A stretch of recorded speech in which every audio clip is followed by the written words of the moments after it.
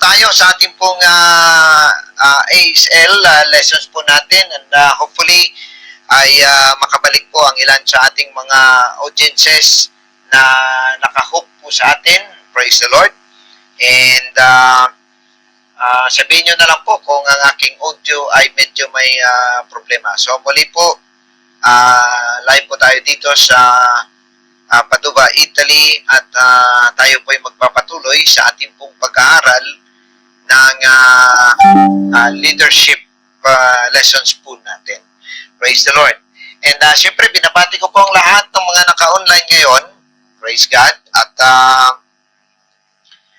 magandang gabi sa inyong lahat. At tayo po ay may mga audiences sa iba't ibang bahagi po ng mundo.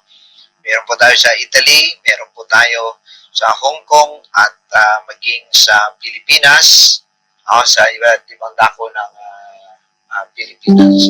And so, alright, so tayo po ngayon ay nasa isa sa pinaka-exciting na topic. At ito po ay isang tinatawag na make or break ng mga leaders po natin. At dito po naghihiwalay ang progressive leaders at ang mga passive leaders. Dito na po. Dito na sa punto pong ito nagkakahiwalay ang lahat ng bagay, at dito rin po kumbaga ito rin po nakakaapekto ng kinabukasan at ang future ng lahat, maging either ng church or maging ng organization or kahit na anong kumpanya. Dito na po ito. No? At ito po ay ang tinatawag na vision. So, I will present now. Alright, so one of the indispensable quality of leadership, and thank you sa ating mga leaders po natin ng church, mula po kay Pastor Rod, Pastor Charles, and the rest of the department leaders po natin, coordinators. Maraming salamat sa inyong pagtsatsaga at sa inyong pong pagsisikap na mapanatili po nating maging maayos po ang ating gawain, despite po na ako po ay malayo ng ilang buwan. Now ngayon po, ito ang ating pinag-uusapan, ang indispensable quality of leadership, vision. Ayan. So dito na po, sinasabi, dito na po maghihiwalay ang vision, ang leaders. Ayan. So magtataka kayo bakit may mga leaders na masabi po natin ay parang hindi na po umaabante. May mga leaders naman na makita naman natin ay still growing at tuloy-tuloy po. Ayan po, dito po yun, no? Sa tinatawag na vision. Now, sabi kasi ng Proverbs 29:18, no? Gaano ba kahalaga ang vision? Bakit mahalaga ang vision? Dahil sabi ng Proverbs 29:18, where there is no vision, the people perish. But he that keepeth the law, happy is he.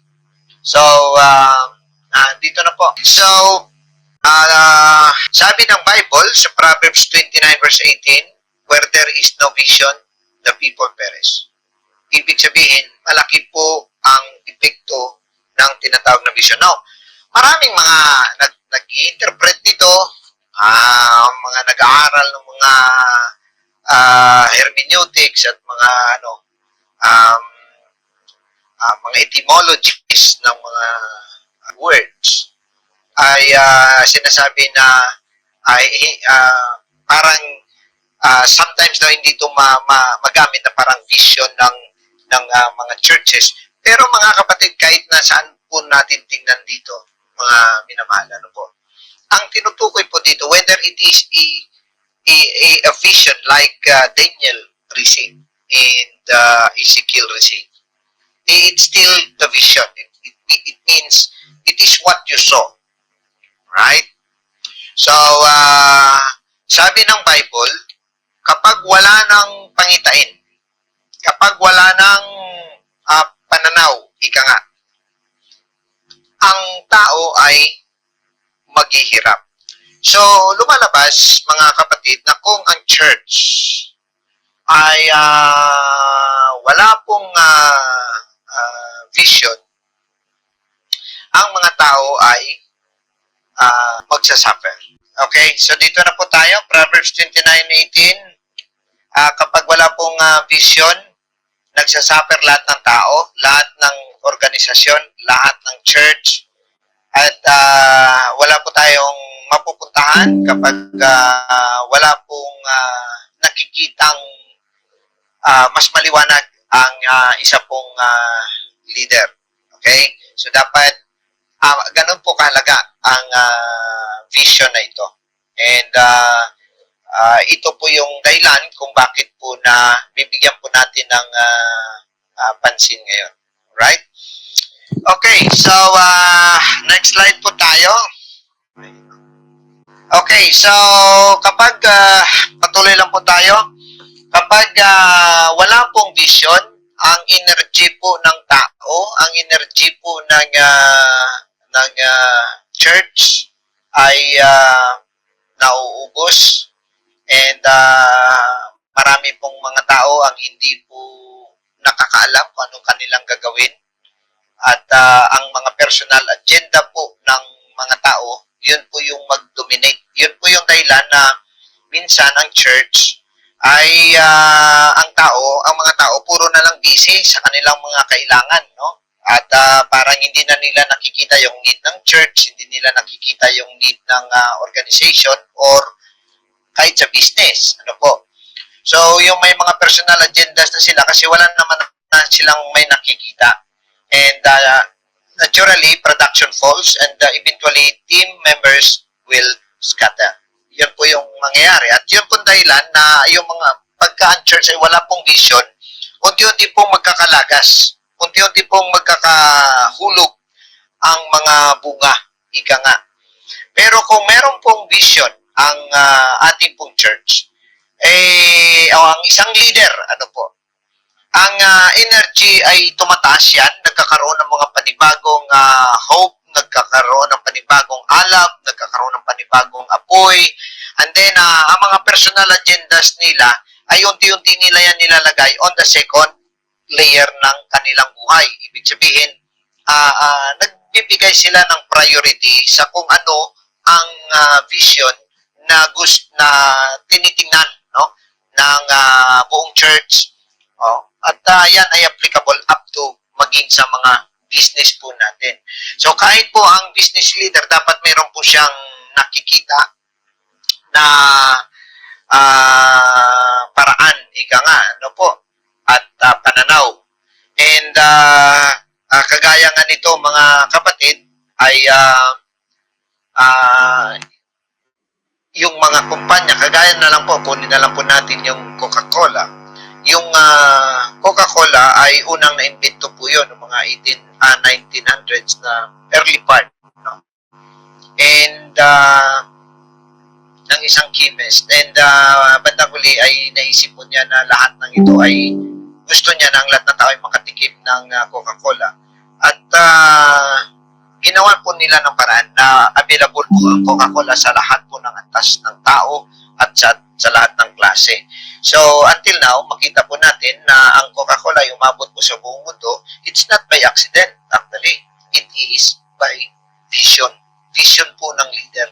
So, ganun din po yun, no? Sa church, sa church ng ating Panginoon. Hindi po tayo pwedeng umasa na puro na lang tayo panalangin. Hindi rin po tayo pwedeng umasa na puro na lang tayo God's will. Ano po?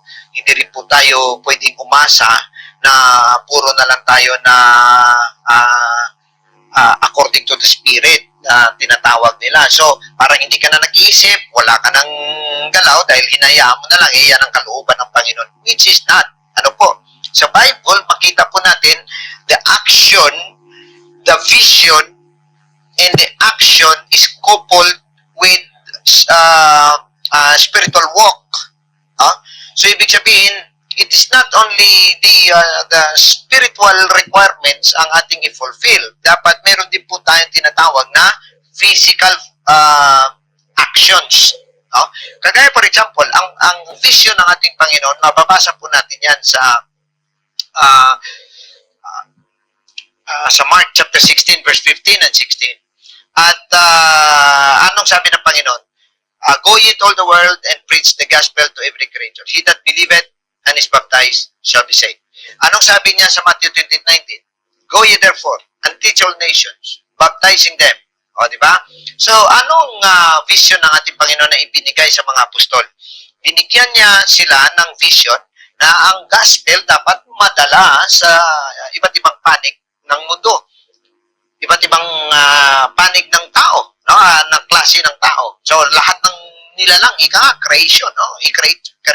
Creature. So, ibig sabihin, yun yung nakita ng Panginoon, yun yung gusto niyang mangyari, yun yung vision ng leader, yun yung vision ng ating master. Now, ngayon, tayo ng mga manggagawa, kagaya niyan, ang kinausap niya mga apostol. Anong ginawa ng mga apostol? Ang mga apostol, even at their death, even at sa kanilang masabi po natin na sufferings, ay inabot po nila ang mga lugar. Natupad po nila ang vision ng ating Panginoon. So, yun po yung pinakamahalaga, mga kapatid, na tayo ay gumagalaw sa vision na inilagay po sa atin. So, hindi po pwede na puro na lang po tayo luhod at wala po tayong lakad. Amen? So, balansin po natin yan. Marami po ako nakikita mga pastor na kung makita mo siguro sa prayer life lang, parang masabi mo siguro, parang prayer life ng mga propeta sa Bible. Pero, hindi po umaasenso ang gawain. Bakit po kaya? Meron namang spiritual na requirements. Dahil po hindi po, wala kulang po sa galaw. Ito po, ang vision ay dapat coupled with action. Next slide po tayo. Now, sige po. Medyo nahirapan ako nito. Ang aking kasing, hindi, balik lang po. Okay, so the vision brings your world into focus. Ibig sabihin, pag may vision ka, yung mga hindi kailangan, medyo maitabi mo yan. Tapos meron ka lang isang bagay na nakikita na ito yung dapat na direksyon natin. So, vision brings order to chaos. Ibig sabihin, pag wala kasing vision, parang strike anywhere ka eh. So that's chaos. That's, walang direksyon eh. So kanya-kanya lang kayo. May kanya-kanya kayong mga agenda, no? And dapat nating isipin, no, na a clear vision. Yan, dapat ang vision mo, kung may vision ka man, dapat hindi siya malabo. Malinaw dapat. Okay? Kasi kahit may vision ka, malabo naman, ay wala naman pong mapupuntahan kasi hindi nga maintindihan. Kasi once na malabo, mga kapatid, you cannot explain it. Kung sa iyo ay malabo, mga kapatid, definitely, midnight na po yan sa mga taong kinakausap mo. Kasi kahit na ikaw, hindi mo may paliwanag, hindi mo mai-portray sa kanila ng maayos. So, wala silang may makita kasi ikaw nga, halos-halos makakita. So, ang vision should be clear. And if it is a clear vision, makita mo ang mga bagay na different kaysa sa iba. Next slide po tayo. Now, vision is the picture of the future that produces passion. Yan. So, yun ang vision kasi hindi pa nangyari yun eh. Hindi po pa nakamtan kasi kung nakamtan mo na, hindi na po siya vision. Pero ang vision po kasi medyo nandun pa siya sa medyo kalayuan mula sa'yo or posibly malayong-malayo pa or medyo malapit-lapit sa'yo but may distance sa'yo yun. Yun yung picture ng gusto mong marating at naglalagay sa'yo ng apoy. Yung passion, yung gana mo talaga, yung desire, yun sa puso mo na nakikita mo ito kasing gusto kong nakikita kong dapat mangyari.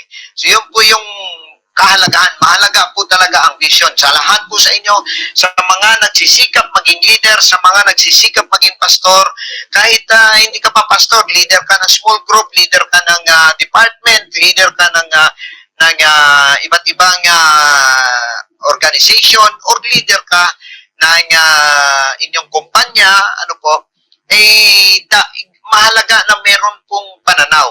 Now, sa mga meron pong leader sa taas nila, like for example, may senior pastor ka, tapos kayo naman ay mga pastor sa ilalim, or kung sa kumpanya naman, meron kayong pinakamay-ari, at saka yun na rin sometimes ang CEO, tapos may mga manager sa ilalim, dapat hindi po pwede na may kanya-kanya kayong vision. Ang vision nyo dapat, although may mga personal visions kayo, dapat naka-align yan doon sa taas, or else chaos pa rin yan. Kahit may mga vision kayong bawat isa, chaos po yun. Kung wari, ang isang pastor, no, may head pastor siya, tapos may younger pastor. Tapos ang younger pastor, may kanya rin siya yung direksyon na gusto niya rin gawin. Tapos ang leader, may vision, so lumilihi siya, chaos po yun mangyari. Ang mangyari po dyan, mahati-hati po yung tao. Kasi hindi po naka-align. Hindi po siya in one direction. So dapat po na ang vision ay mula po sa leader, pababa po, at bawat isa dapat ay naka-align. Alright? Next slide po tayo. Now, may mga vision statements, pero hindi pa po ito yung masabi natin mission, vision talaga. No? Yung mga vision statements na dapat po natin maintindihan tungkol po sa vision. Okay, next slide. Ang sinasabi, number 1, na vision, what you can see determines what you can be. Okay? Itong mga statements na ito, nagdi-describe sa vision. Okay?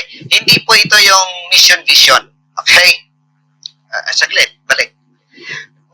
Hindi po ito mission, vision. Ito po ay nagdi-describe tungkol sa vision. Now, what you can see determines what you can be. So, kung ano ang nakikita mo sa iyong sarili, anong nakikita mo sa iyong church, anong nakikita mo sa organisasyon mo, anong nakikita mo sa departamento mo, anong nakikita mo sa grupo mo, anong nakikita mo sa negosyo mo, it will determine kung ano ang mangyayari sa iyo when it comes to in relation to the group or the church na kung saan ikaw po ang leader. Okay, next slide. Sabi po rito, sa vision kasi may 4 na klase ng tao. Sige, tuloy-tuloy na lang po tayo. Buuin na lang po natin. May 4 na klase ng tao sa vision. Ang isa, kaklase ng tao ay mga taong hindi nila nakikita talaga ang vision. Wala silang may nakita. Ang tawag sa kanila ay wanderers. Yan. Then may mga tao naman na nakakita pero hindi nila kayang gawin yon on their own. Ang tawag sa kanila ay followers. Yan. Ang kainanatan nila, followers. Okay? Again pag wala kang may nakikita talaga, nandiyan ka lang, wanderers yan. Ibig sabihin niya, kung saan papunta ang grupo, doon ka lang. No? Minsan, nalilihis ka pa kasi wala kang may nakita Pero kung may nakita ka man, pero hindi ka naman nakikiayon doon. Hindi ka naman, kumbaga, wala ka namang desire para i-pursue yun, ang kainanatan mo ay follower. Pero kung ikaw ay tao na nakakita at pinupurso mo yon, nakita mo hindi, dapat magiging ganito tayo. So, ipurso mo yon. Ang tawag sa iyo ay achievers. Okay? Achievers. Ibig sabihin, na-accomplish Pero, kung ikaw ang taong nakakita, you pursue it, kumbaga, sinikap mo talaga na mabuo yun, and you help people or you help others see and pursue it, ikaw ay maging leader.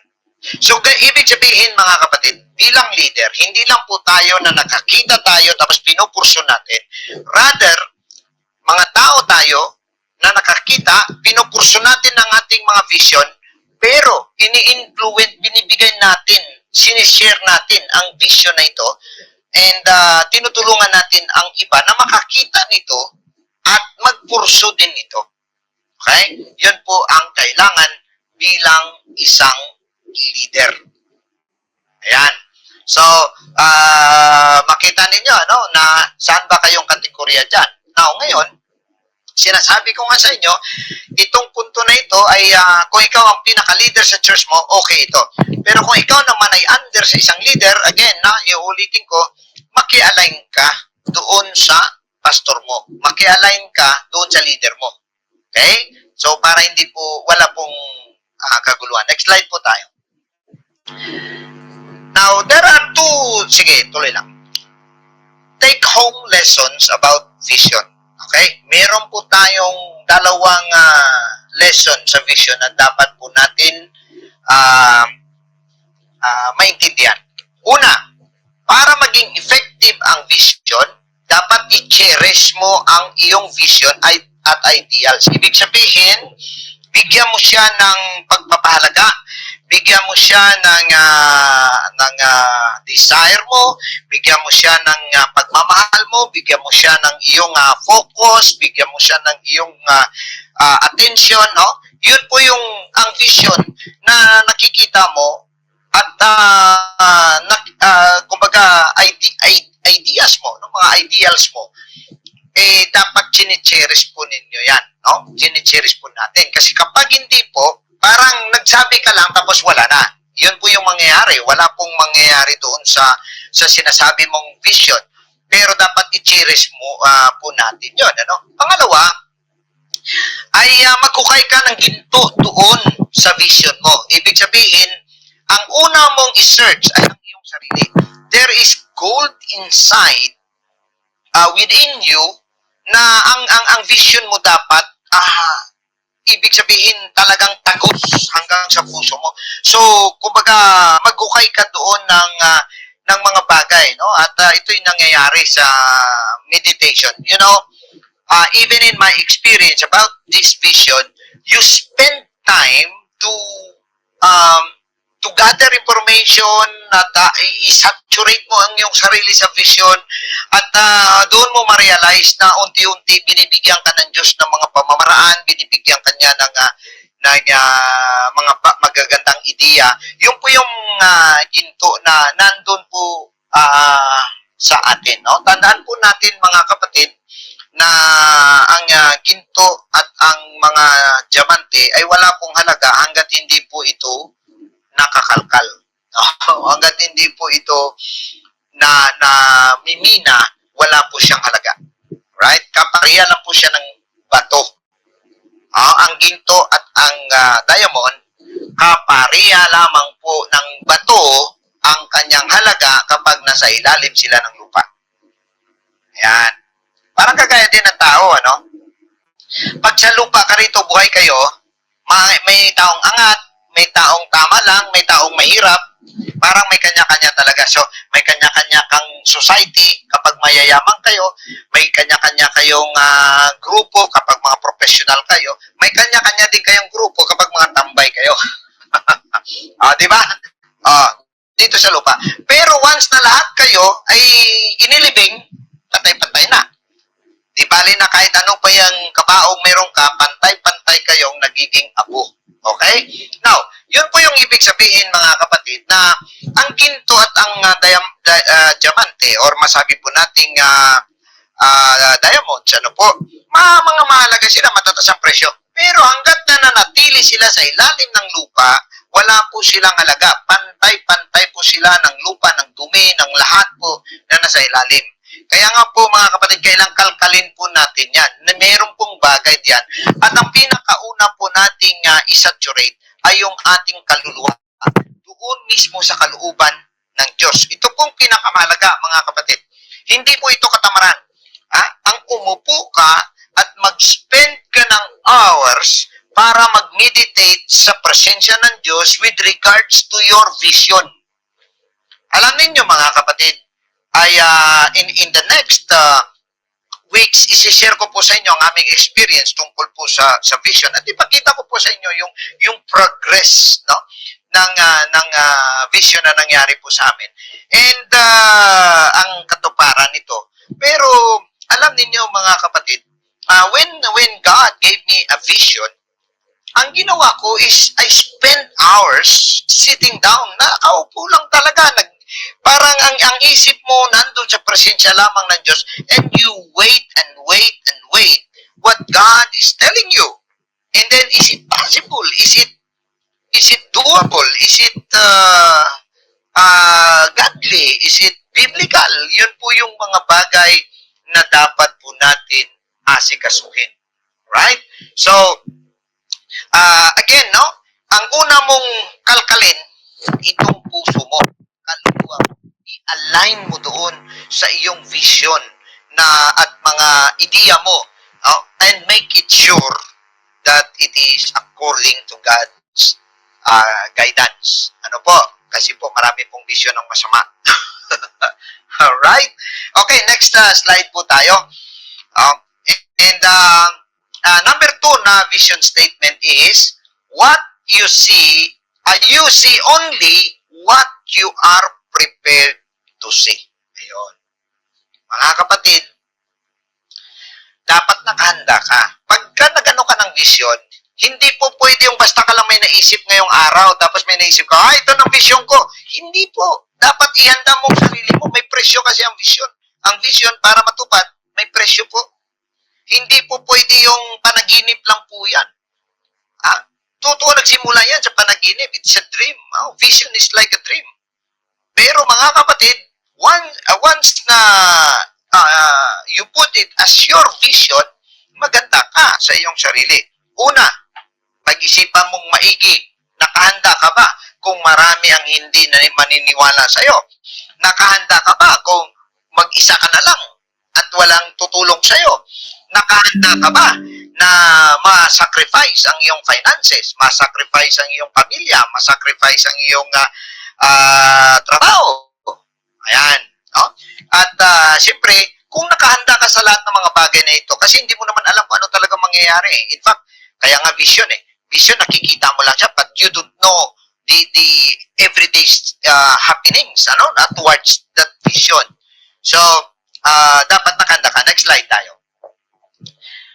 So, if you are prepared, nakikita mo ang mga bagay, mga lahat ng iyong mga masasabi po natin mga obstacles dyan. No? Sabi pa ni Konrad Adenauer, sabi niya, we all live under the same sky. Tama? Lahat naman tayo, nasa ilalim na ng the same sky. But we don't all have the same horizon. Di ba? Ang ganda, no? Pagka pinag-isipan mo itong we can still be under the same organization, but we don't all have the same horizon. We can be in the same church.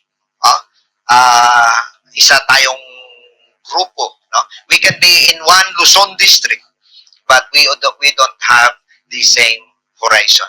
Alin at ano ba ang inabot ng iyong pananaw? Next slide po tayo. Now, if we want to possess a vision for our leadership, we need to prepare for it. We need to, number 1, anticipate. Anticipate the vision, the happenings. I-anticipate mo na. No? Ibig sabihin, okay, ito yun. Alam niyo, ang vision talaga is full of faith, but it should be full of action. Right? So, sa action, hindi po pwedeng hindi mo na-anticipate kung ano ang iyong kakaharapin. Dapat anticipated mo yon. Pagka tinignan mo. Kaya nga po, no? Maraming mga tao ang umaayaw na lang sa vision. Wala nang vision. Basta tuloy-tuloy lang. Ang vision ay makasama sa rapture. Yun na lang ang pinaka-ultimate na nangyayari. Kaya wala na pong ginagawa ang church. Pero ito po ang pinakamalungkot na mangyayari dyan. Kapag wala kang vision, unti-unting kainin ang church mo. Unti-unti siyang madudurog. Ganon din po yan ang business. Unti-unti lang din niyang matutunaw. Ganon din yan ang iyong small group. Ganon din po yan ang iyong department. Unti-unti lang yung maalimunaw, no? Unti-unti lang po yung parang ano yan parang tubig siya. Una may nakikita ka pa, pero habang pinapakuluan siya, dumadaan siya sa mga pagsubok, unti-unti po siyang nauubos. Nagiging steam. Kaya nga po marami pong mga departments, mga department heads po, mga departments po natin, no, kahit sa ating organization, sa ating church, or wherever, no, na sa una, meron po yung ang ganda ng mga programa, no, ang ganda ng mga disenyo ng logo, ang ganda ng mga disenyo ng mga programa, kaso, hindi po siya na-anticipate yung mga possible reactions, possible response, and possible na mga obstacles. And so, ang nangyari po, sa sarili mo, no? Dapat na-anticipate mo yung sarili mo. Pag ginawa mo yan, anong mangyayari sa'yo? Anong kakayanin mo ba? No? Nakikita mo ba ang mga bagay na ito? So, dapat na-anticipate mo. At kapag na-anticipate mo kasi, you must have a positive anticipation. Positive, ibig sabihin, pag na-anticipate mo, hindi. Kuwari, alam mo, baka ayaw nila. Pag baka ayaw nila, tapos mag-negative anticipation ka na tinatawag, anong mangyayari? Tigil ka. Ayaw mo na, kasi, ayaw din naman nila, hindi sila gumagalaw. Minsan ganun po, nangyayari. Gusto mo sana, ganito, kaso ayaw naman nila, hindi naman sila gumagalaw. No? So bilang leader, dapat nasa positive anticipation ka. Ito ang tandaan ninyo, mga kapatid, at ito ay naging karanasan ko. Kapag naglagay ka ng vision, mag-prepare ka na ikaw na lang mag-isa. Yun po yung pinaka-masaklap sa leader. Pero kailangan mong i-pursue ang mga bagay na nakikita mong tama. Mga bagay na nakikita mong magpapalago. Dahil tandaan po natin, mga kapatid, sisingilin tayo ng Diyos kung hindi tayo at hindi natin alagaan ng mabuti ang church at hindi po tayo mag-grow. Right? Binigay na po sa atin yan. No? Lahat kayo magiging leader, may binigay na bagay para sa inyo ang ating Panginoon. Palaguin ninyo. And yan nga, kinakailangan, positive anticipation para excited ka kasi paano ka magano ng vision na parang pati ikaw inabagsakan ng dambuhalang bato? Diba? Kumari, magbigay ka ng mga vision sa kanila, mga kapatid. May gusto sana akong sasabihin sa inyo na sana ay mapalago natin ang church. Ang vision natin ay makabukas tayo ng gawain na sa kabilang barangay. Yan ang vision natin. Nakita mo kung yun ang spirit mo, kung yun ang spirit mo, mga kapatid, anong mangyayari? Palagay mo may maniniwala sa'yo? Palagay mo may susunod sa'yo? Hindi. Dapat excited ka. You are excited of what's ahead. Positive anticipation. You must be highly motivated than anybody else. Kahit sino. Yung bagay, ibig sabihin, mga kapatid, ito ngayon ang ating nakikita, no? Nakikita natin ito na ito yung binibigay sa atin ng Panginoon. We must conquer the next barangay, the next city. Dapat tayong lahat ay maabot po natin yan dahil yan po ang gusto ng ating Panginoon. Hindi ba parang sa temperatura pa lang ng iyong pananalita, parang excited na yung mga tao? Kasi excited ka rin. Paano kung hindi ka excited? Ibig sabihin kasi yan, hindi mo na-saturate. Parang gusto mo lang sana na may vision, pero hindi mo na-saturate ang iyong sarili. Hindi mo nababad ang iyong sarili doon sa vision na meron ka. No? So you should, kapag ikaw ay may positive anticipation, excited ka, motivated ka, you should do it consistently. And you will do it consistently. Kasi nga, motivated ka eh. Alright? So, it becomes a catalyst of inspiration. Yan. Ibig sabihin, nakikita mo talaga, no? So, dapat consistent. Consistency is very important in all vision. Mag-vision ka, tapos ngayon, parang ngayon ka lang excited. Alam niyo mga kapatid, may mga vision na taon bago mo makikita ang kanyang epekto. So ano yun? Akala mo hindi ka mabuburing? Mabuburing ka. But you as a leader, dapat highly motivated ka sa vision. Imagine ka, sa amin pong karanasan, nagkaroon po kami ng vision in 2019, 2009 I mean, at ang first na katuparan is 3 years later. So imagine ka mga kapatid, in 3 years, every once in a month, kailangan mong i-share ang vision ulit. Kailangan mong i-remind. Oh? At it's so, paano ka, mabuburing ang tao pag hindi ka creative. Opo. Yun po hindi nakikita ng karamihan. No? But you must be very creative in everything. Pero ang number 1 po dyan is consistency. Next slide po tayo. Now, number 3, what you see is what you get. Naalala po ninyo sa church, at actually nasa akin pa yung mga file ko. Gusto kong gawin ang libro yun eh. What you saw is what you get. Diba? Kasi sabi pa nga nila, what you saw is what you get. Kung ano yung itinanim mo, siya rin namang aanihin mo. Okay? Pero ang so, nilagay ko na so as in nakita. So ang so kasi doon, hagis. So yung isa naman is, what you saw is what you get. And dito nga, number 3, ito po yung, kung ano po yung makikita mo, yun po yung makukuha mo. You cannot get what you cannot see. And, sige, next slide nga tayo. Ang sabi rito, leaders understand that they have to believe it to see it. Okay? They have to believe it to see it. Yun pong leader. Kaya maniniwala kang pwede, maniniwala kang kaya, maniniwala ka talagang possible po yan.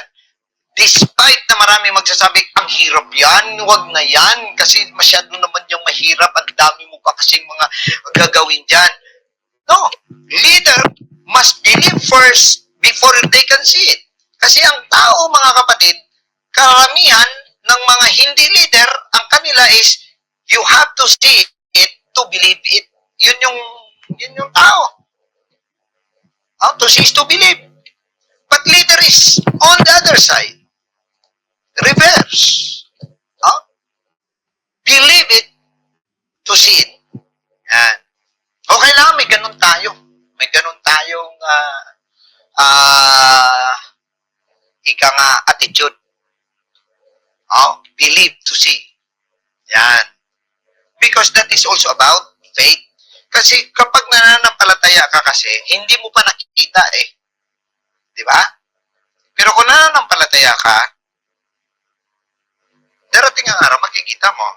Yun po yung pagkakaiba ng leader sa ordinaryo.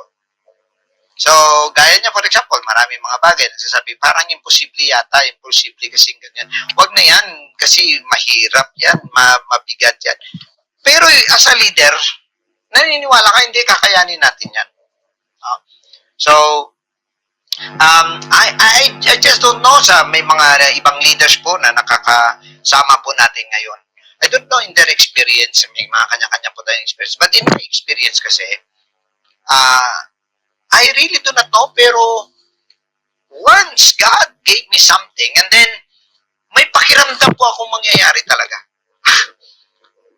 Kahit imposible yan. No? Kahit imposible pa yan. Pero may pakiramdam po akong mangyayari talaga. Meron din po akong pakiramdam na hindi po mangyayari. I do not know. I don't know if it is a gift. I don't know if I lost faith sometimes. Pero mga kapatid, once na, kagaya lang po ng ating church, pagsimula pa yan, di ba, wala naman po talagang pera po. Wala po talaga ang pang-construction. But, bakit? nung mag-start yan ng, para sa second floor natin up to sa third floor, kulang naman talaga ang pera para lang po yun sa bakal. In fact, sa totoo lang yung unang perang ibinigay na donasyon po sa atin, tama lang po sa bakal at saka sa taong mag-uukay, magtatrabaho. Sa totoo lang, yun po yun. Ang bakal kasi po na yun ay nasa 800,000 bakal pa lang po. Oh. Pero sa aking pakiramdam, sa aking puso, mangyayari. Hindi, mangyayari talaga ito. Mangyayari talaga. Yun yung sa akin, nangyari nga naman. I do not know how God provides. Hindi natin alam. Pero ito po ang aking mapapayo sa lahat ng pastor, sa lahat ng leader, sa lahat ng mga gustong magpastor, at yung mga maraming kakulang. Minsan kasi nabibilanggo tayo doon sa mga material na mga bagay ng church. For example, sana kung may building lang kami, lalagon church namin. Kung may drums lang kami, drum set kami, sigurado magkakaroon kami ng revival. Kulang lang kasi kami ng upuan Kulang lang po kasi kami ng ng mga musician, kulang po kami ng mga magigitara. Kung yun po ang ating iniisip, mas lalo lang po tayo mababaon, mga kapatid. In fact, sa totoo lang, marami pong mga gawain ang na-stall. Stall, meaning na tigil lang, nandyan lang pero tigil. Hindi na po umabati, hindi po, dyan lang, steady pulso. Alam niyo kung bakit? Kasi umaasa sa mga bagay-bagay na sana may tutulong, sana may darating, no? Sasabihin ng iba, baka may gustong mag-donate. Kahit magsabi pa yan siya na mag-donate sa iyo, mga kapatid, huwag mong asahan. Nako, maubos lang ang pasensya mo. Kahit magsabi pa siya, mag-donate po ako sa church niyo. Pag dumating na yung kanyang donasyon, ay di una kang tatayo at magsabi, praise the Lord, salamat, Panginoon, salamat na meron kaming natanggap ng donasyon. Diba? Pero hanggat wala pa yan, huwag kang magbunyi. At huwag ka rin umasa at sasabihin mo na, magsisimula tayo kapag meron ng mga nagbigay. Alam niyo sa gawain, just do what you can. Sa ngayong araw, kuwari budget mo para lang sa isang pundasyon, isang pundasyon lang gawin mo. Kung ang budget mo ngayon ay para kunwari na marami kang instrumento na kulang. O kaya upuan na kulang. Ang budget mo ngayon ay good for 4 lang ka upuan. Hindi, yun lang muna. Bilhin mo yun. Yun lang kaya mo Huwag kang maghintay. Huwag kang maghintay na meron tutulong. Kasi marami pong na-discourage, marami pong nawalan ng lakas ng loob sa pagiging leader, pagiging pastor, na nagsuffer po ang church because of frustration. So, remove frustration. Kumbaga, hindi naman natin ma-remove ang frustration. What I mean is, reasons of frustration, bawas-bawasan mo. Yan. Okay? So, as a leader, you must strive to see more and before others do. Ayan, no? Bilang leader, dapat mas marami kang alam. Mas marami kang nakikita.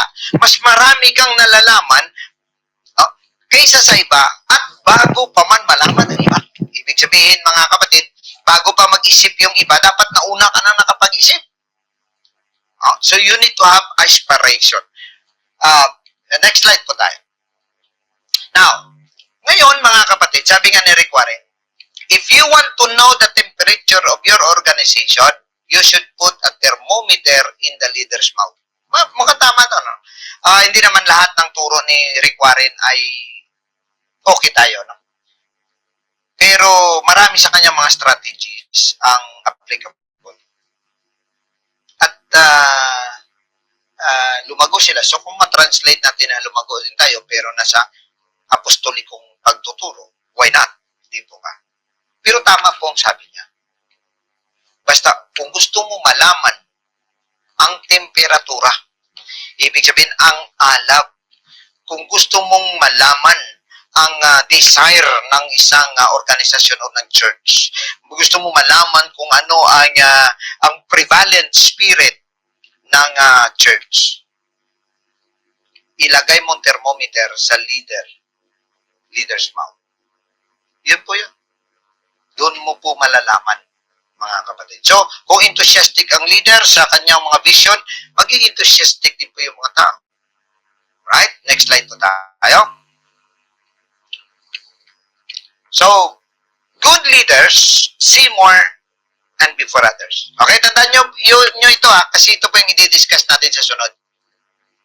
You're more and before. Okay? Anong ibig sabihin yun? See more before others.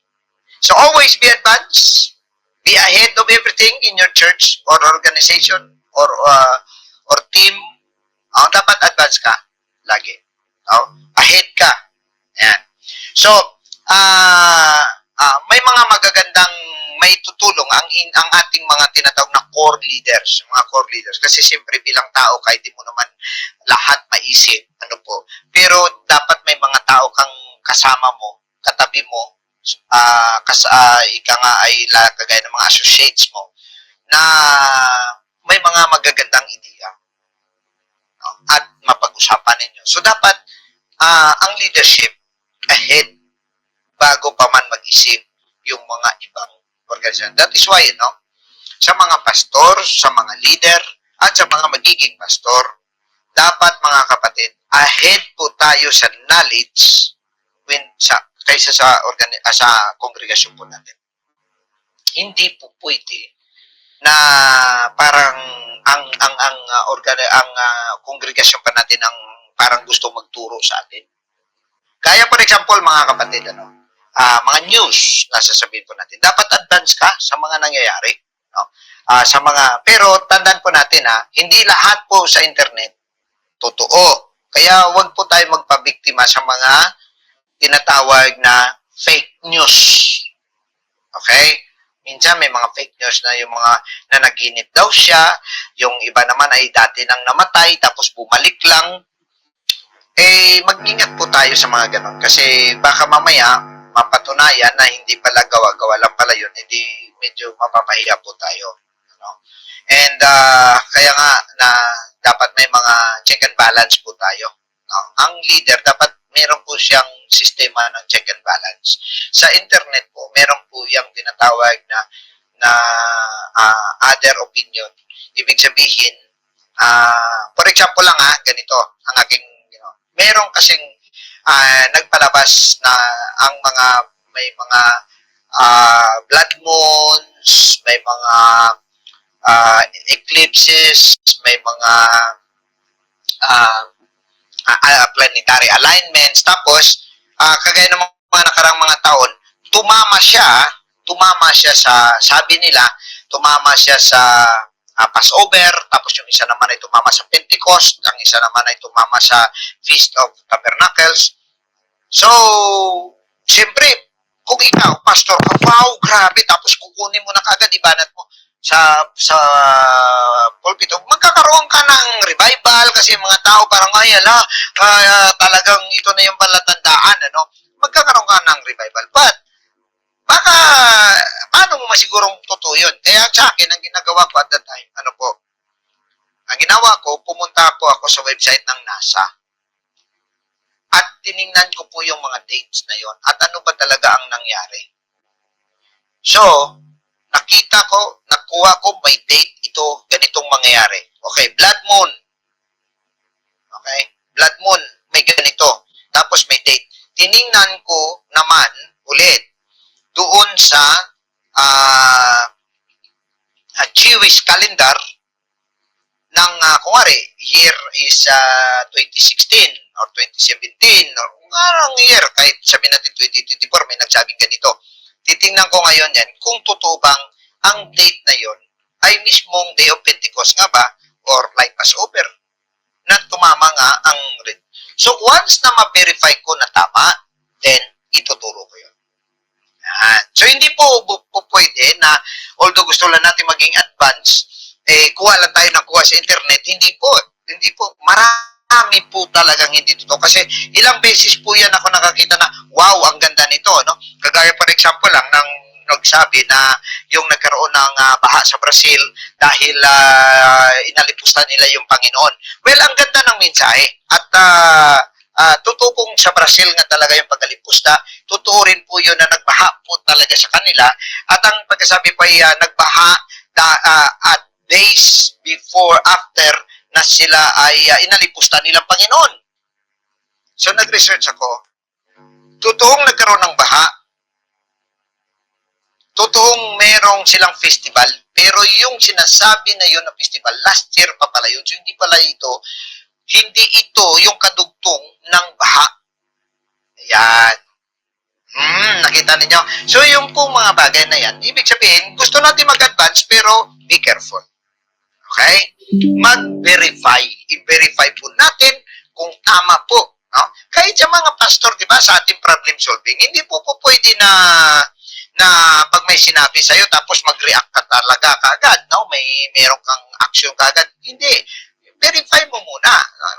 Gawin mo muna kung ano ang nararapat na malalaman po natin. So, you must, anyway, to make it just very simple, you must be advanced, you must be ahead of everything in truth. Okay?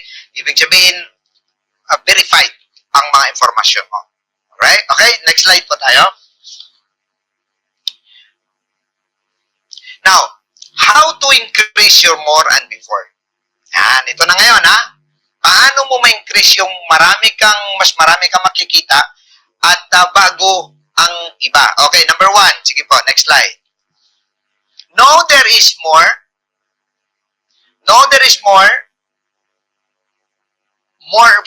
and before out there. Yung ibig sabihin, ganito po yun. Dapat maintindihan mo na mas marami pang mga bagay dyan na matutuklasan mo. Marami pang mga bagay dyan na makakuha ka ng ideya. No? At hindi pa yan prevalent doon sa mga taong kung saan ikaw ang namumuno. Okay? So, nauna ka sa kanila, but there are many. So, that means, wag po tayong tumigil sa pagsaliksik, no? It's okay naman minsan, like sa cellphone, meron tayong minsan, parang pangtanggal lang ng stress. Pero mas maganda na pag may makita po kayong mga balita, mga read it. Mga nangyayari, read it. Then verify. No? Verify mo. Kasi you need to know more. Okay? Number 2, develop a process for finding more than before. Ibig sabihin, dapat may proseso. Itong proseso, next slide.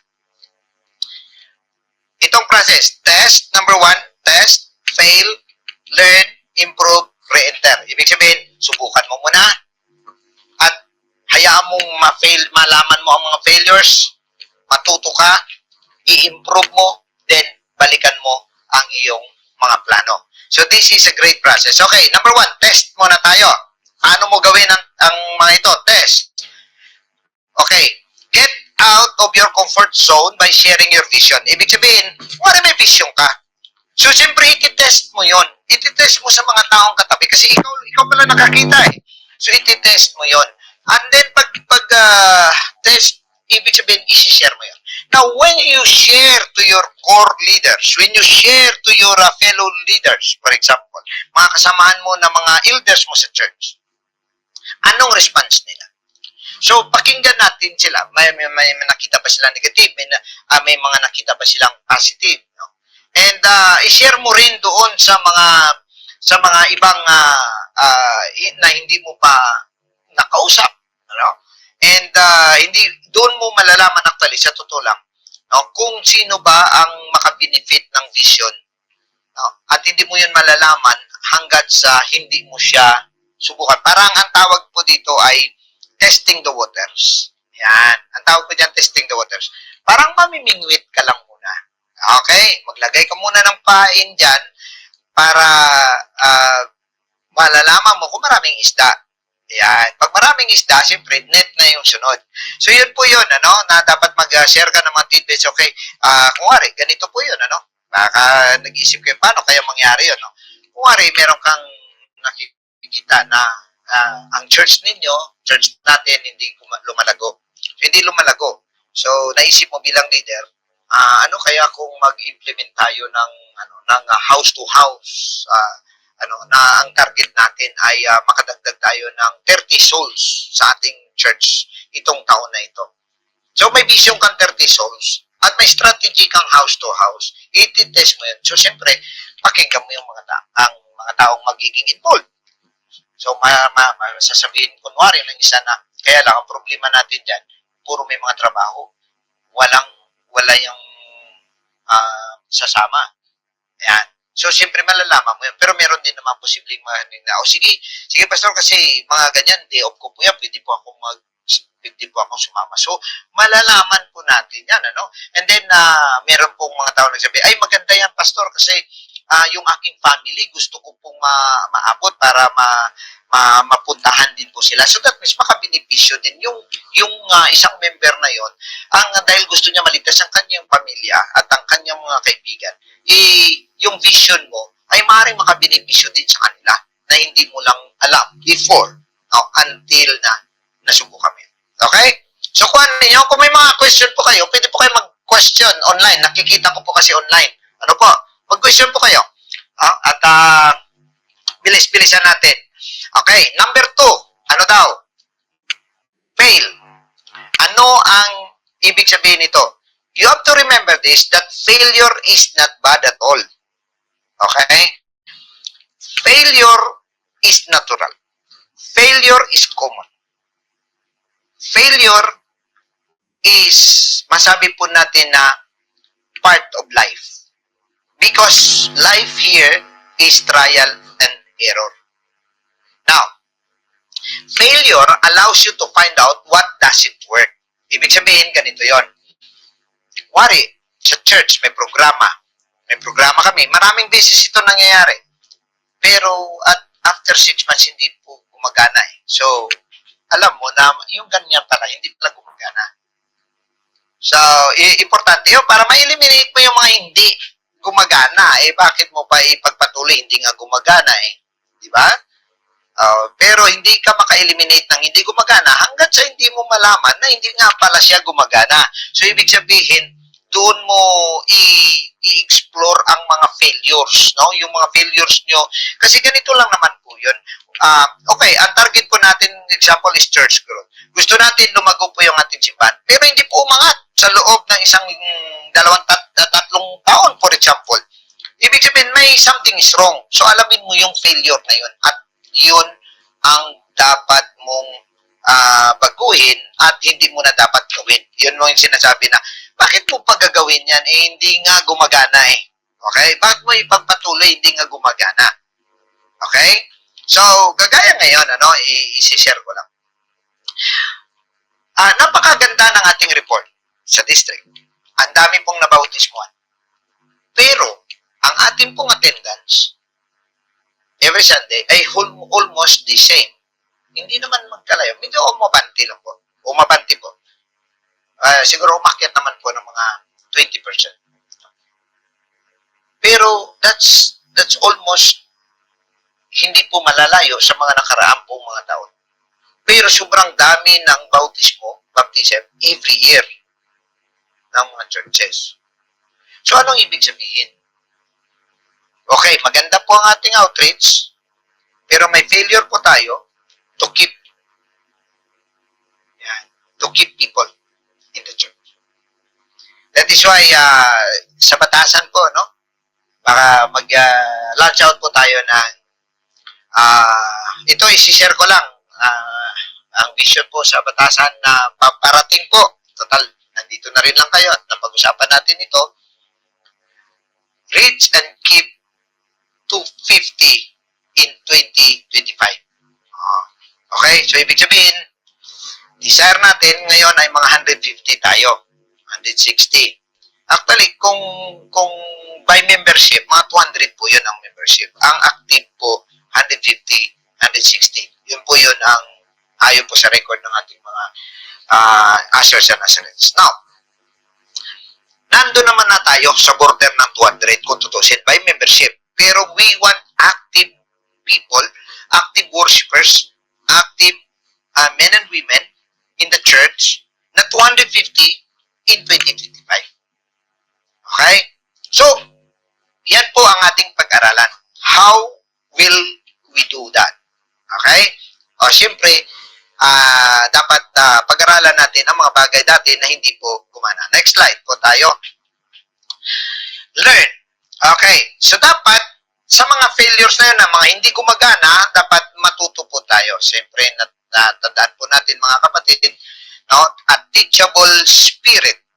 Teachable spirit plus humility fosters the learning experience that is essential for expanding your vision. Alam nyo ba kung anong problema sa mga pastor at mga leaders? Hindi lang mga pastor, leaders, pride. Yan po yun. Ayaw na nila makarinig kasi minsan, sasabihin nga po minsan kapwa Pinoy lang yan. Mas magaling pa ako dyan magturo. Mas magaling pa ako dyan Yun po yung isang hindi po maganda na Tandaan po ninyo, kahit na si Solomon, sabi niya, even the foolish man has his own story. Ibig sabihin, mga kapatid, kung may pagkakataon kang matuto, makinig, sa mga kapaligiran mo, sa mga tao, kahit sabihin pa natin, under mo siya, kahit ikaw ay supervisor tapos meron kang subordinate, pero may mga sinasabi siya, pag-aralan mo kung ano ang tama, may maganda pa siyang sinabi or may maitutulong pa siya, no? So dapat teachable spirit po tayo at saka humility. Yun po pinakamalaga sa mga leader. Kaya nga po minsan ang problema sa mga pastors ay lalong-lalo na sa Pilipinas, pagka Pinoy lang po yung nagtuturo, parang ang iniisip nila, wala yan, ganon din yan. Diba? Parang ganon. Pero sometimes kasi, kagaya nito ng ating discussion, hindi lamang po ito aking kaisipan. Meron po tayong aklat ng leadership na sinusundan. Kaya nga po, na dinidiscuss lang po sa atin. So, kagaya for example, hindi lahat ng trainer ay magiging superstar. Tama? May mga magra-rise up yan, kagaya niyan. Do you think si LeBron James ay walang may nagturo sa kanya? Merong nagturo sa kanya ng basketball. Pero saan yung nagturo sa kanya? Ba't hindi umabot sa kanyang level? Kasi tinuruan siya at siya yung nag-improve. So, nakinig siya doon sa kanyang teacher. So, ganun din po dapat ang ating desire at ang puso po natin. Bilang mga leader po, dapat meron po tayong teachable spirit. Parang naisip natin, paano kaya mangyayari ito? Paano gawin? Pakinggan mo yung taong may experience doon. Pakinggan mo yung mga bagay na alam mo ay makakatulong sa'yo. Yun po yung pinakamahalaga, mga kapatid. Dapat meron po tayong teachable spirit na may humility. Yan. Hindi yung pride ang umiiral. No? So, it is very essential for expanding your vision. And next, meron pa po yan sa baba. Improve. Okay. As a leader, you need to continually ask yourself. Ito po yun, no? Pagka-leader ka, lagi mong tanongin ang sarili mo sa iyong pag-iisa. Are you okay? Okay ka bang leader? Okay ka bang pastor? Are you getting better? Is the church going better? Yan, dapat itatanong po natin yan. Dapat tayo po nagtatanong sa ating mga sarili. Hindi po, wag po natin hintayin na ibang tao magtanong kasi may insulto ka lang. May insulto ka lang. Dapat tayo po nagtatanong yan sa ating mga sarili. At doon po tayo magbabase na parang walang epekto di ba? So, saka ka lang magkaroon ngayon ng road to improvement. Ayan. Okay? Kasi nga, ang pinakamaganda rin dito sa pag-improve mo, maghanap ka ng mga taong may experience na. Kunwari ikaw, pabalik-balik ka lang kunwari sa attendance na 30, 50 for like say 10 years, 20 years. Okay? Doon ka lang. Di magtanong ka doon sa umabot na ng 100, 150 or 300 na mga tao. Doon ka magtanong kasi nakabante sila So, may mga matutunan ka sa kanila. So, yun po ay mahalaga dahil yan po ay gagamitin mo bilang another avenue to improve yourself. Okay? Next. Ayan. Re-enter. Ibig sabihin nito mga kapatid, once na-realize na-realize mo ang mga bagay-bagay na yan, then balik ka sa vision mo. Ibig sabihin, back into the game ka. No? Kasi, siyempre we admire, no? Ang tao na he falls and then he gets back right up. No? Tatayo siya, ma-fall siya, tatayo siya. Wow! Sasabihin mo, grabe, ang galing ng taong ito. Kahit na ilang beses na bumagsak, pero nakakabangon pa. No? Talagang hindi siya bumitaw sa Panginoon. Okay, that's fine. Pero mga kapatid, wala pong halaga yan. Yung dapa, bangon. Tisod, bangon mo. Wala pong halaga yan if you don't learn and improve and apply what you learn. Yan. Amen? Dapat, may learning tayo, may improvement tayo, at may application tayo. Diyan lang magkakaroon po ng magandang resulta ng mga bagay. Alright? Number 4 po tayo. Leadership. Okay, balik lang. Saglit. Leadership, ito tanda nito, ang ganda nito. Leadership is the ability to translate vision into reality. Yan. Yun pong leadership. May kakayahan ka na mula sa isang panaginip, mula sa isang vision, magiging realidad, magiging makatotohanan. Okay, next. Paano ba natin ma-improve ang ating more and before? Number 3, spend time with people who inspire you to see more and before. Right? So, ang ibig sabihin po nito mga kapatid, ay makipag-usap ka sa mga taong may alam. Oo. No, wag kang magano na parang minsan kasi ang problema sa Pilipino, yung tinatawag na crab mentality.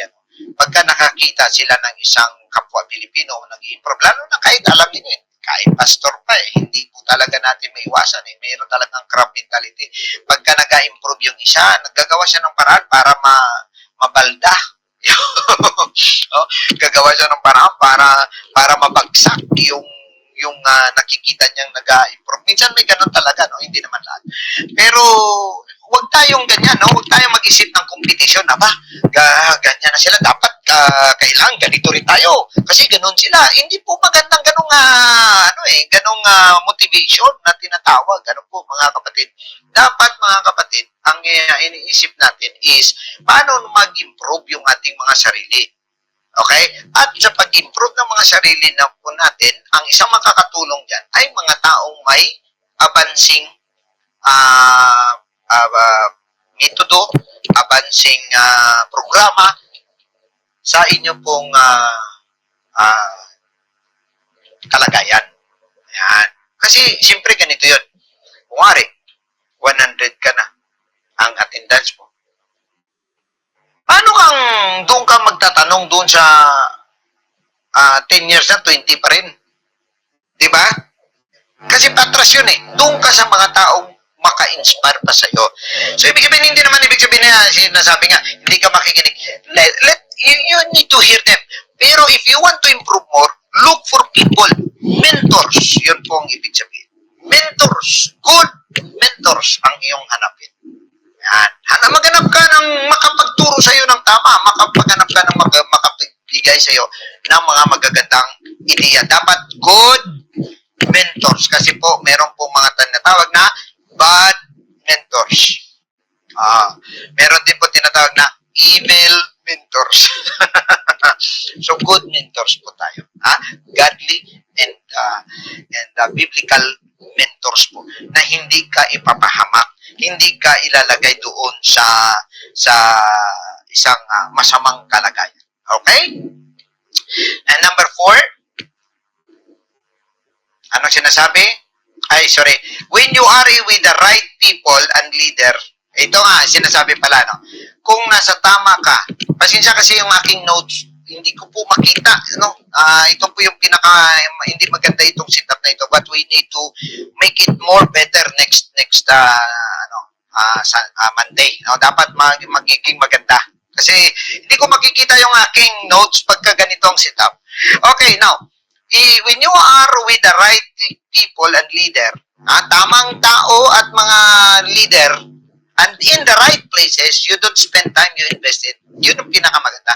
Kung tama ang leader mo, at tama ang mga taong nakapaligid sa'yo, and you are in the right place, hindi ka nagsasayang ng oras, nag-i-invest ka at dito ka makakuha ng tinatawag na greatest return of investment. Yan. Kasi alam niyo itong right places na, okay, right people, dapat pinipili mo yung mga taong nakakausap mo. Kasi may mga tao po puro negative. Baka maging negative ka rin. So, hanap ka ng mga positive na mga tao. Leader na tutulong sa'yo. Hindi siya naging maramot, talagang tutulong siya sa'yo, magpapaunawa siya, bigay siya ng lahat ng nalalaman niya, ng mga effort niya para ka lumago. Yun ang mga magagandang leader. Right places. Tandaan ninyo mga kapatid na ang bawat puno ay may kanyang lupa. May sariling lupa. Gaya niyan, sa Davao.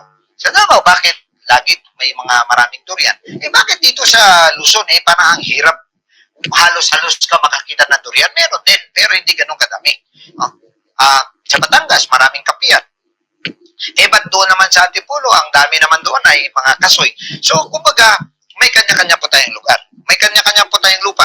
Now, kapag nilagay ka, paano mo nalaman na tama ang lupa na meron ka? Dahil tumutubo ka. Nag-grow ka. Di ba? Nag-grow. Ramdam mo na tumutubo ka. Ramdam mong imbis na sinusuppress ka, parang naging malaya ka para lumago. Yun. Right place yan. Okay? So, kung tama ang tao sa paligid mo, tama ang leader mo, tama ang lugar mo, hindi ka nagsasayang ng mga panahon mo, nag-i-invest ka for a greater harvest. Alright? Next slide po tayo. Ito pa ang tinatawag, the who lack. Meron po kasing isang pag-aaral na ang tawag niya ay who lack. Ibig sabihin, sino yung tao na magbibigay sa'yo ng magandang, ang tawag dito, luck, swerte. Pero siyempre, hindi tayo naniniwala sa luck. Pero ito kasing term na ginamit nung nagbuo nito ng pag-iisip. Na yung taong masalubong mo na makakatulong sa'yo, hindi po siya aksidente. Ang aksidente po doon, 10% lang. Ibig sabihin, sa 10 taong makakatulong sa'yo, isa lang dyan ang na-meet mo na aksidente. 90% dapat intentional. Ibig sabihin, you look for these people. You choose to be with these people, to be with these leaders. 90% you choose it.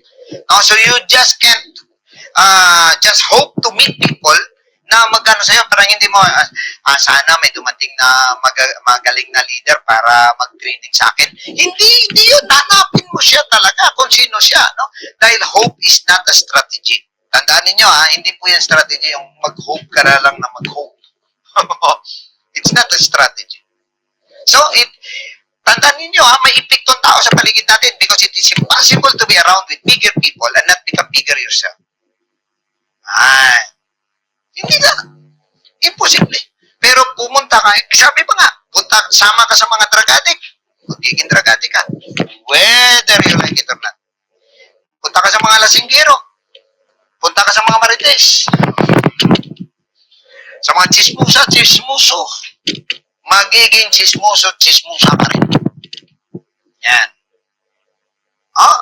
At saka tandaan ninyo mga kapatid, hindi porke leader yan, hindi porke pastor yan, hindi marunong mag-chismis yan.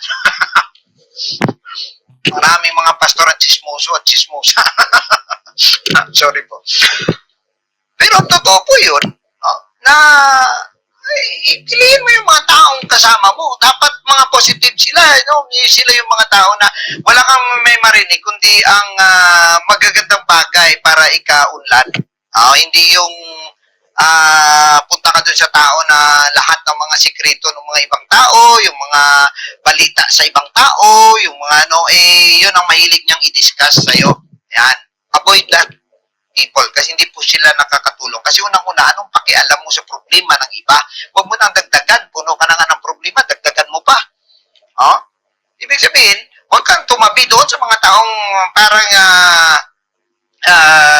laging nagbabantay ng buhay ng iba.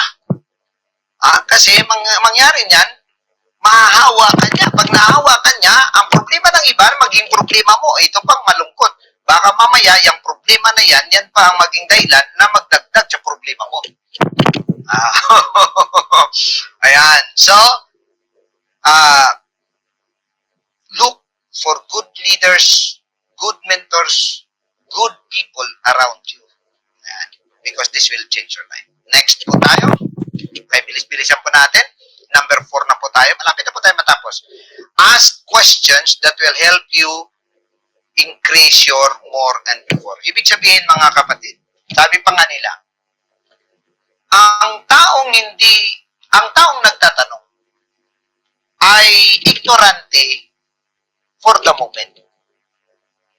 Okay, so nagtatanong siya, bago siya magtanong, ignorante siya. Ignorant. Fool. Mangmang. Okay?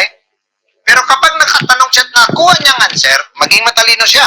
Pero ang taong hindi nagtatanong, maging mangmang hanggang kailan. Amen? Ganun po yun, ano? Kaya nga po, mga kapatid, magtanong po tayo ng paano kung ganyan. Kaya nga po, maganda minsan nangyayari, nagkakape-kape, tapos unti-unti, ay, Pastor, may tanong lang ako. Di ba? Parang ang ganda nun, okay? So, damihan natin ang pagkakape.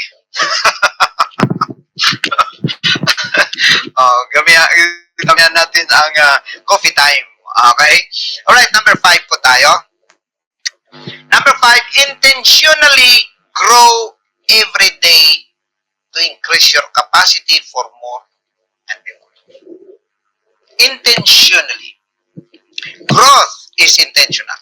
It is not accidental. It is not just masabi po natin na as is. Ang growth like ang church, mga kapatid. Gusto nating lumago ang church. Dapat may intention talaga tayo na mapalago. Dapat may intention talaga tayo. May intention tayo na mapalago. Pag wala kang intention na lumago ang church mo, pagka sinabi mo na, anong plano natin sa church natin? Wala na. Mga tao kasi, wala namang gana. Lagi namang late. Wala na. Parang wala ka namang magawa. Di wala na talaga. Kasi tapos na eh. Diba? Pero dapat, meron ka, hindi po pwedeng ganito. Mayroon niyang paano. So, minsan magtanong ka sa may nakaranas na niya, paano mo ginawa yung mga, na yung mga worker mo naging, active sila. Yan.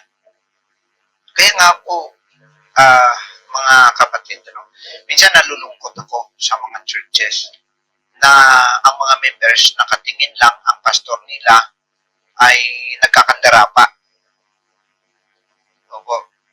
Ako, literally, may nakita akong church na puntahan ko. Layo-layo pa nga ng church.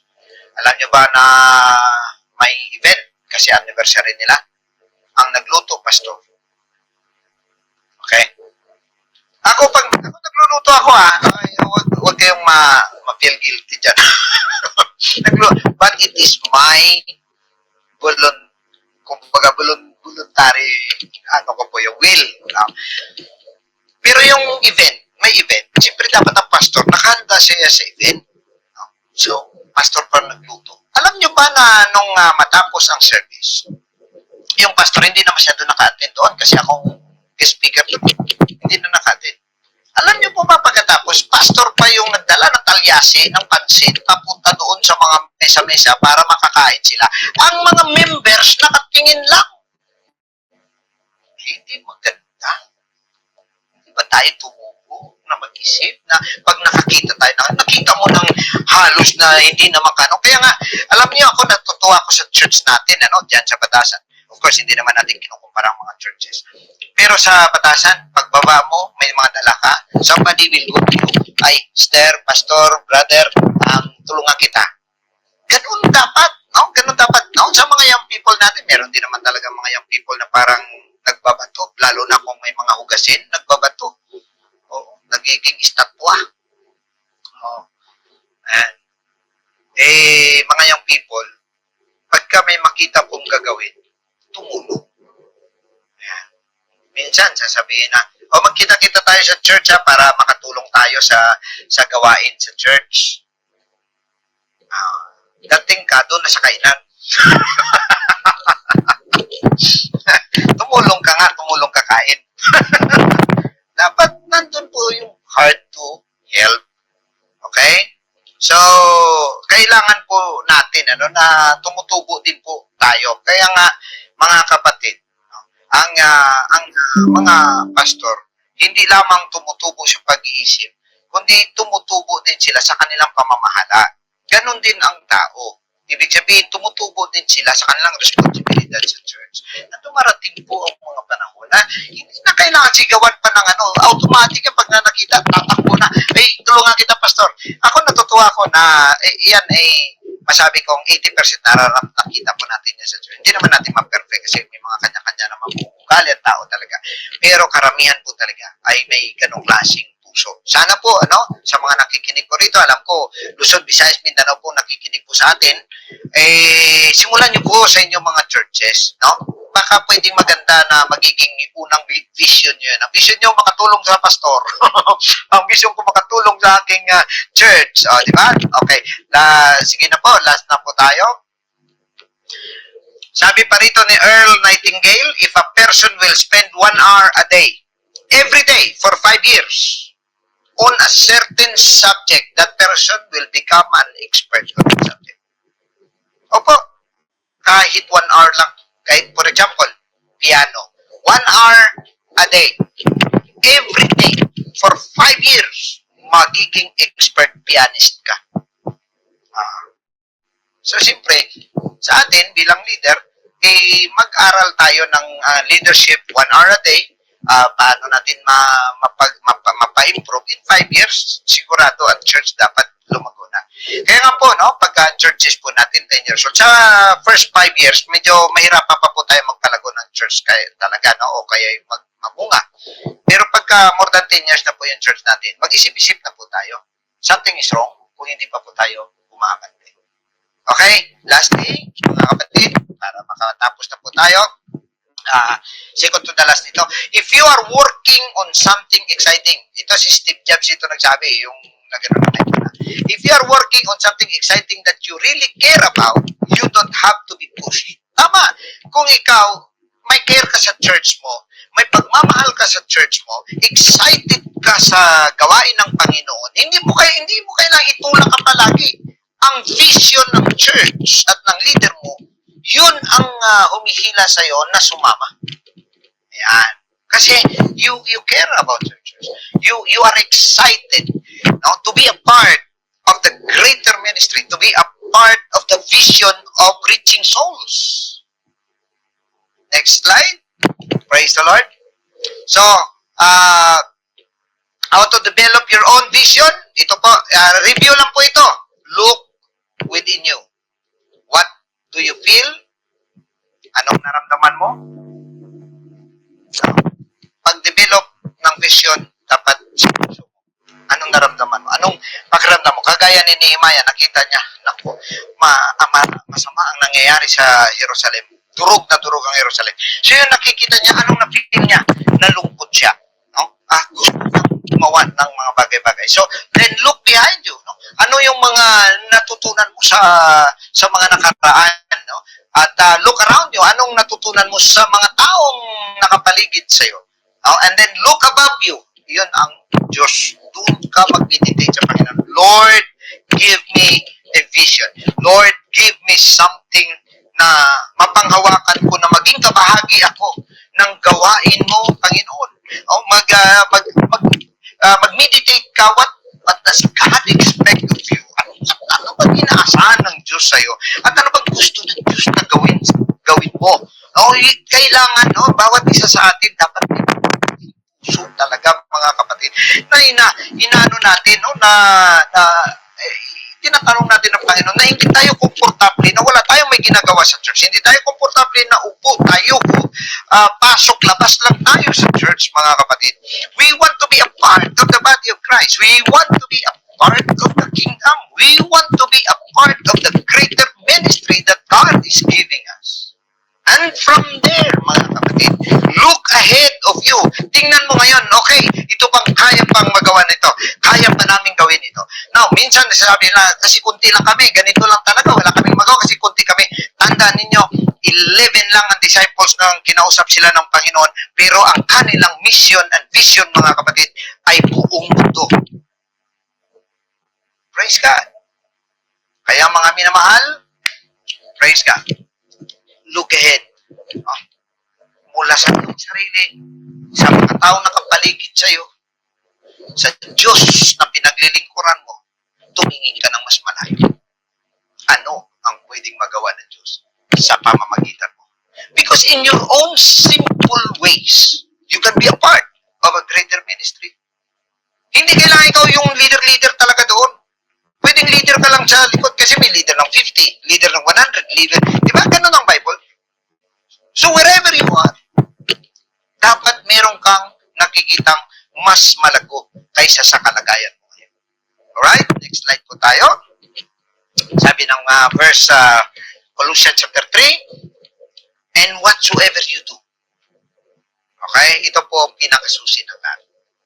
Baka mamaya kasi gumanda ang ating ministry. Lumago. The best. Pero tandaan po natin, whatsoever you do it heartily as to the Lord, not unto men. Kung may gagawin kayo sa Panginoon, hindi po para sa tao, kundi para sa Diyos. Knowing that of the Lord ye shall receive the reward of the inheritance, for ye serve the Lord Jesus Christ. Amen? Praise the Lord. Dapat, pag nagtrabaho ka dyan, para sa Panginoon yan. Kaya hindi ka dapat mapapagod. Hindi ka dapat magbilang. Hindi ka dapat tawag dito, magmormor. Kung sa ilong ko pa, magkumot-kumot. Hindi, kasi hindi mo naman ginagawa sa tao yan eh. No? Ginagawa mo yan para sa Panginoon. Kaya nga, mga kapatid, tandaan din po natin, kapag tayo naglilingkod sa Panginoon ng buong puso, ng buong puso, alam natin may reward tayo, mga kapatid. Ang reward na yan, hindi reward na magagaling sa mga taong nakakita ng ginawa mo. Ang reward mo, galing mismo sa Panginoon dahil ang pinaglilingkuran mo, hindi yung tao, kundi ang ating Panginoong Hesus. Amen? Praise the Lord. Glory to God. Praise God. At sa ating pong pagtatapos, mga kapatid, allow me to pray for you. Let's pray that God will use us for His glory. Heavenly Father, we praise you, Jesus. Salamat, Panginoon, sa biyaya mo, mga pagpapalang ito na karunungan na aming natanggap ngayong gabi.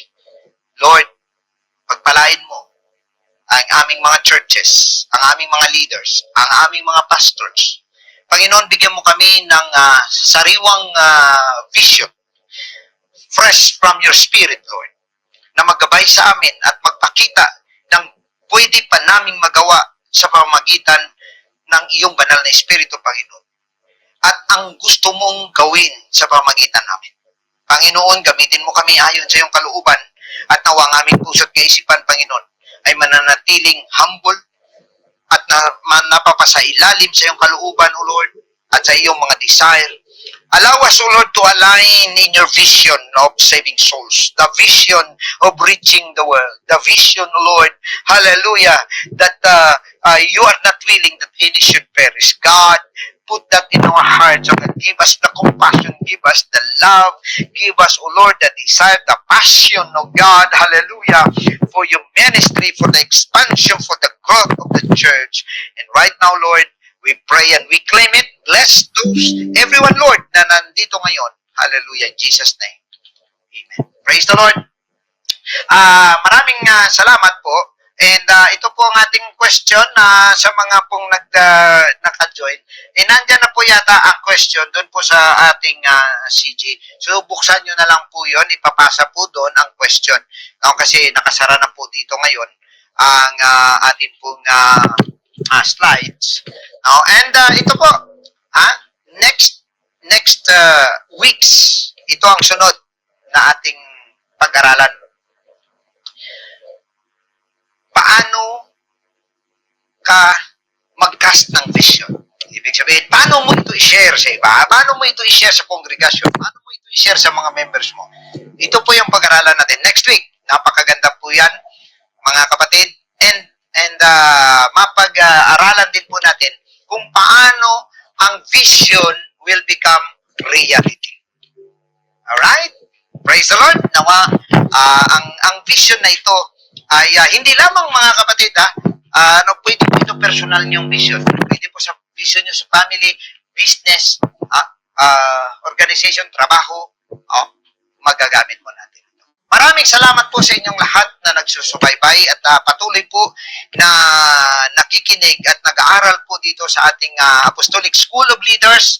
Nawa ay tayo'y magiging ika nga ay kapaki-pakinabang sa gawain ng ating Panginoon at sa kanyang kaharian, mga kapatid. At maraming salamat sa ating technical team na marami tayong mga nakasalubong ngayon na problema. Dapat more than 30 minutes po tayong na-delay. No? More than halos 40 minutes po tayong na-delay. Praise God. But anyway, I'm sorry, sumubra po tayo ng mga 17 minutes. Pero this is an investment. No? Ako nga, nag-i-invest din po dito para sa inyo. Kayo nag-i-invest din yan ng inyong time. Pero hindi po ito para sa akin. Para po yun sa inyo. Okay? At para sa inyong mga churches. Nawa po, pagpalain kayo ng Panginoon. And Dio di Benedica. And Dio ti Ama. Anong ibig sabihin? God bless you. And God loves you. Buonanotte. Good night, mga kapatid. God bless you all. See you next time. Thank you for everyone. God bless.